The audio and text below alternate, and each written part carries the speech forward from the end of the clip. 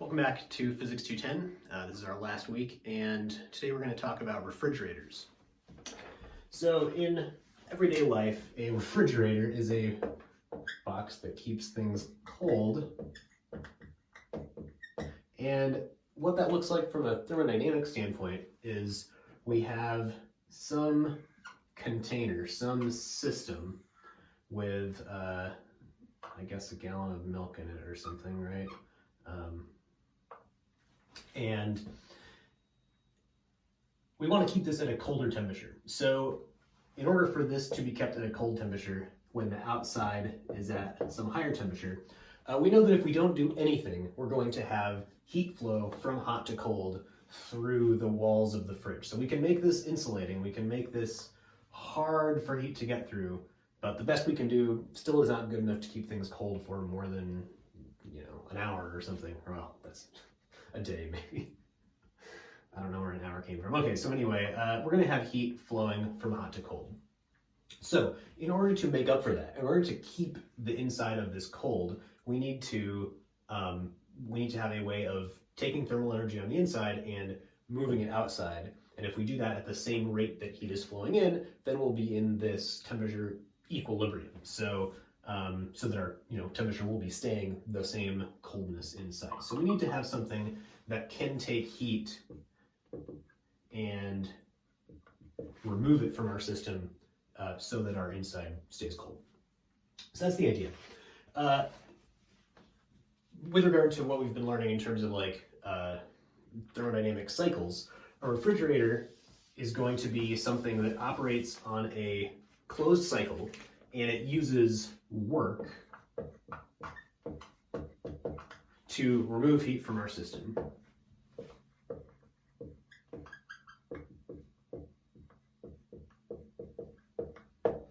And in the process, it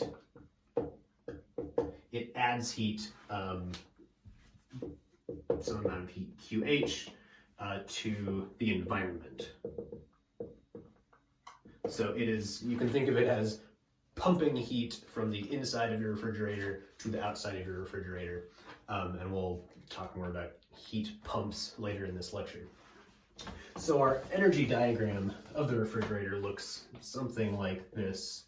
We have our hot reservoir, which is the room.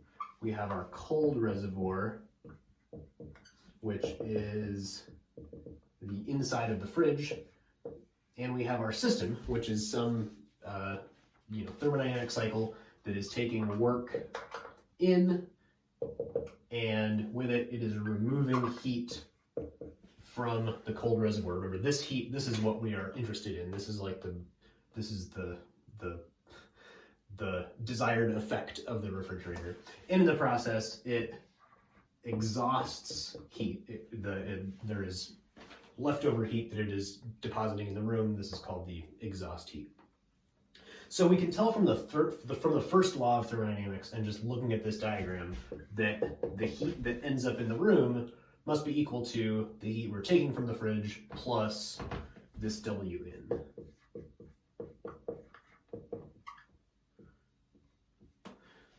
So that's one important point. So this heat that we exhaust to the room is always greater than the amount of cooling that we get. So we always are heating up the room more than we are cooling down the fridge, which is why you cannot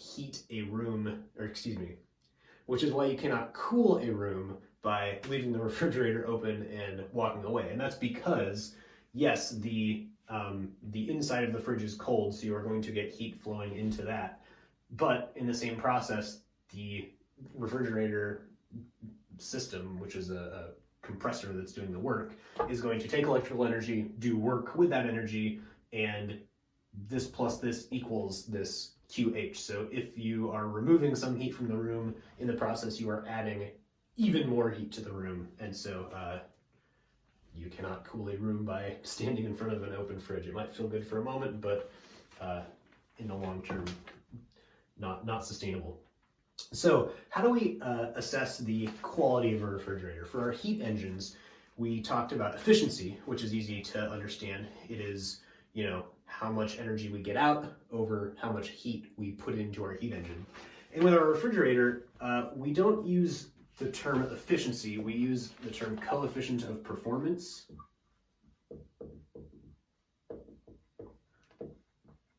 And I think the reason for this is that you're allowed to have coefficients of performance that are greater than 1, and efficiencies that are greater than 1 make people nervous, so they came up with a new name for it. So our coefficients of performance, K, capital K, we actually define, in some sense, we define it as the same way we define an efficiency, and that is, in the numerator, we have what we want over what it costs. It's just now the thing that we want and the thing that it costs are different, right? We want as much QC as we can get. We want to pull as much heat out of our refrigerator as we can get for a particular amount of work input. So this is our definition of the coefficient of performance for a refrigerator.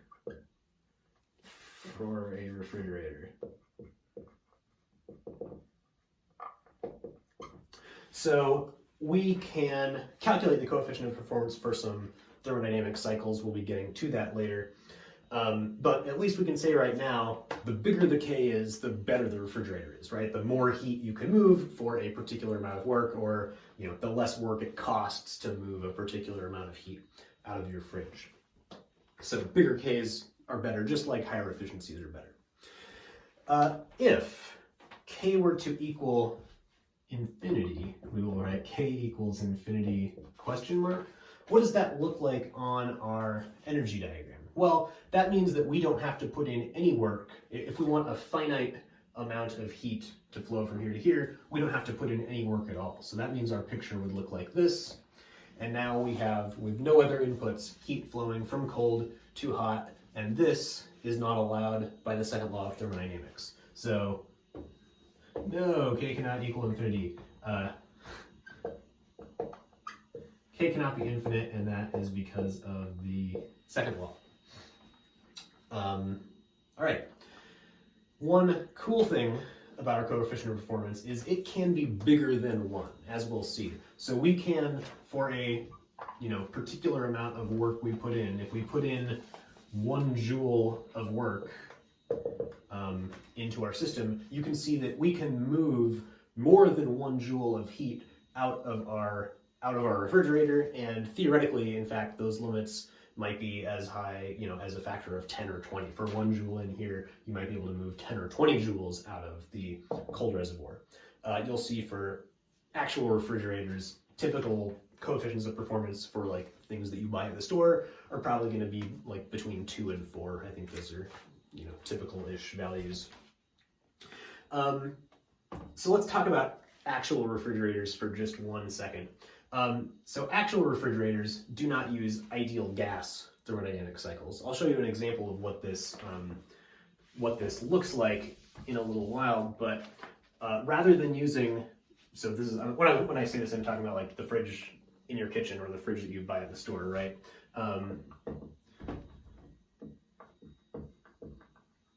So we'll call those commercial refrigerators. The most common fluid that they use, so rather than using air, rather than using ideal gas, they use a refrigerant called R134A, which is actually tetrafluoroethane. I guess 1112 tetrafluoroethane for the chemists. So that's because this has nice properties with its boiling point and vapor pressures and things like that. So this is, the most common refrigerant. Big commercial refrigerators, some of them use anhydrous ammonia. That's kind of dangerous. Tetrafluoroethane, at least, is mostly non-toxic and non-flammable. So those are good. Okay. We can also, well, actually, one more thing to say about refrigerators. So for our heat engines, and this is not just for commercial refrigerators, this is for any refrigerator we can put on a PV diagram. For our heat engines, they looked like this, and we're not gonna worry about what the actual process is, but we'll say in general, they were clockwise. And I don't know if you guys noticed that, all of the heat engines you will see are gonna be clockwise on the PV diagram. And that is so that when you do the integrals to get, our work is minus integral PDV. In this case, we have relevant work done for this path and for this path. Going clockwise ensures that this work out that we get up here is bigger than the work that we put in down here, and that gives us a net work out for our heat engine. So heat engines, always clockwise. For our refrigerator, remember, we are basically doing the opposite of a heat engine. Rather than taking heat and turning it into work, we are taking work and using it to move heat. So our refrigerator cycles are, generally speaking, going to look like this. They are going to be counterclockwise on our PV diagram, and that is because here we are putting in more work than we are getting out down here. So we're putting in a net amount of work into the system, and in the process, we'll analyze an actual cycle in a little bit, but if we analyze the cycle, we would see that the amount of heat that is exiting our system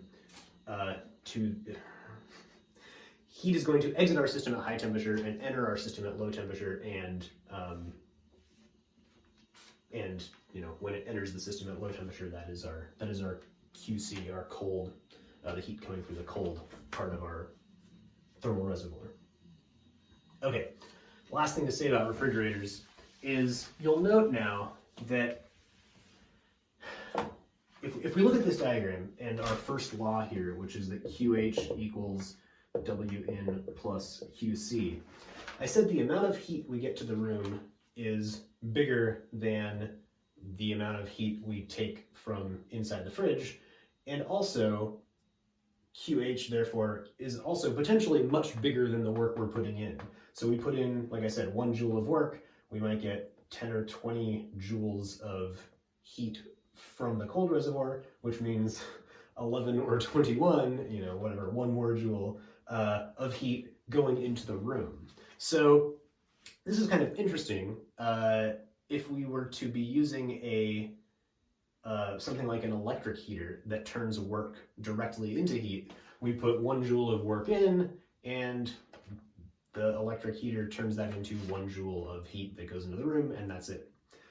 Here with this refrigerator, we put in 1 joule of heat, and we might get, a factor of several more joules of heat to the room. So that seems useful, and in fact it is. This is called a heat pump, where everything is the same as a refrigerator, except instead of being interested in cooling the inside of the fridge and exhausting heat to the room, we are still exhausting heat to the room, but maybe we're taking this from outside.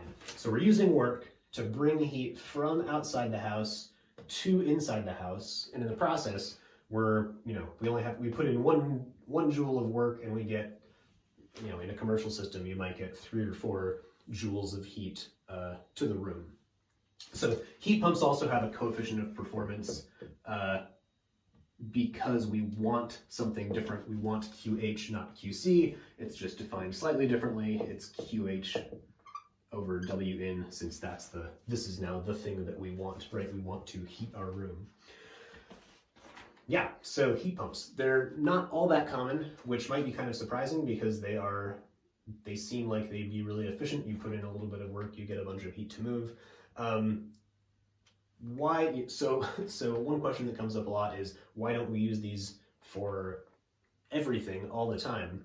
And there are a couple of reasons. One, this work is coming in the form of electricity, and for a particular amount of energy, electricity is more expensive, significantly more expensive than something like natural gas. So burning natural gas, if I have $5 to spend on energy, $5 of natural gas buys me a lot more joules of heat then $5 of electricity buys me work. So it turns out the economics work out such that oftentimes heat pumps are not favorable. It's also pretty easy to burn natural gas. You burn it in a little flue box and have a fan to blow air by it and heat up the air. That's a lot simpler than having these closed cycle R134a compressors and things. So heat pumps tend to be a little more complicated, which brings up their like unit cost and also makes them less reliable and things like that. All right, so there are several effects conspiring against heat pumps, and yet you still see them in some commercial places and some home installations also.